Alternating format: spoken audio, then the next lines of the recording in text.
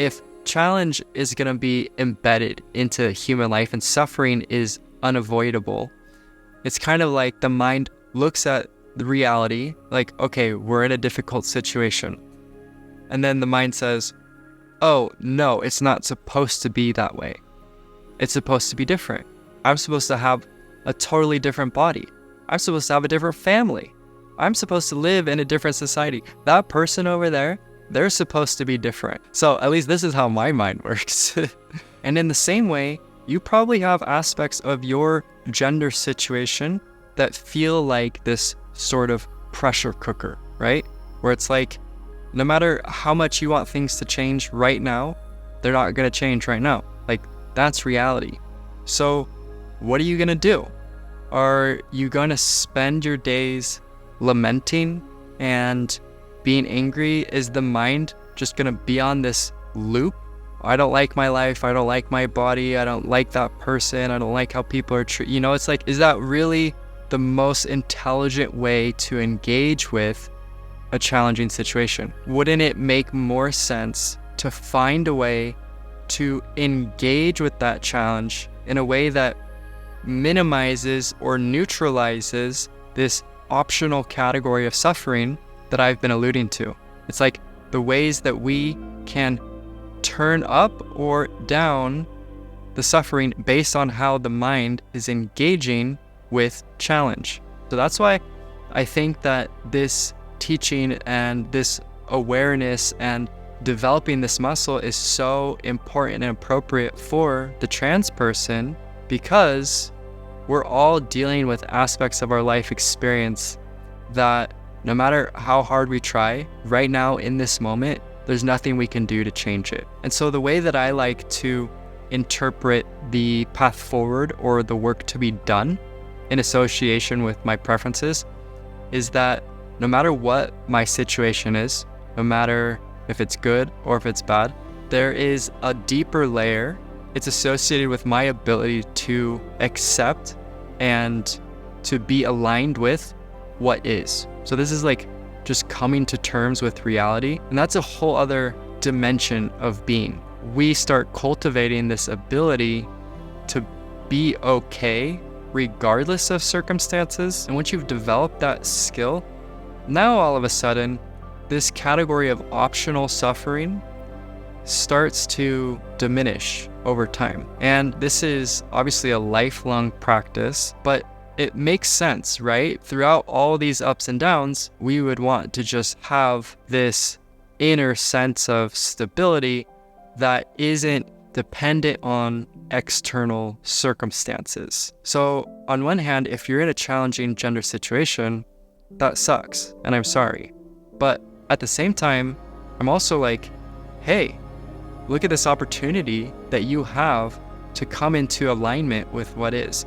Look at this training regimen that you have, this curriculum that life has presented you with, so that you can be challenged to the point where you like drop underneath the challenge. And that instead of the mind fixating on all the different ways that your life is undesirable at the moment, underneath all of that, there is a way of being that is consistently okay. And it's important to realize this because the transition, the way that we are engaging with it, a lot of times it comes from this deep-seated not okayness, right? We don't want dysphoria, of course, so then when we look at the transition, we can kind of formulate a lot of thoughts and expectations about how the transition is the thing that's going to save us from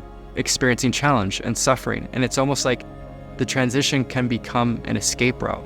And instead of taking just hormones, now all of a sudden your hormones are your magic pill. And it's like this magic pill is, there's just this subtle assumption that the mind has that, oh, you know, that's where my well-being is.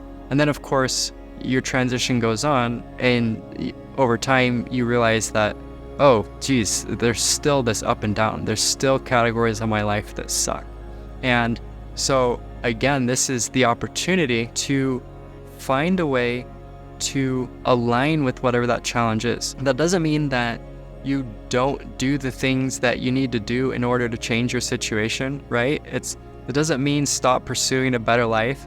It just means that you realize that the project is more about becoming aligned with what is, regardless of what is happens to be. You realize like, oh, maybe that's the greater opportunity of my gender exploration. And I love the fact that trans people care so much about gender, myself included, because there's such strong preferences attached to gender. And so I look at the trans experience and I'm like, oh, if you approach this from a certain orientation and you use this as not only a gender exploration, but a spiritual exploration, you have the opportunity to tap into some really deep and profound truths and ways of beings that transcend gender itself. And for me, this is why I look at gender as one of my greatest teachers. And I'm so grateful for not only the euphoria, but also the dysphoria. And so for me, this is just one of the categories where I've used my gender exploration to learn about deep, fundamental truths. And that based off of my inner orientation and how I've engaged with gender, it's been an experience that has brought me beyond gender. And so if we consider all the greatest spiritual teachers throughout history, they are gaining insight and revelation from their own life experience. So whatever it happened to be for them, those are the circumstances which led to their realization.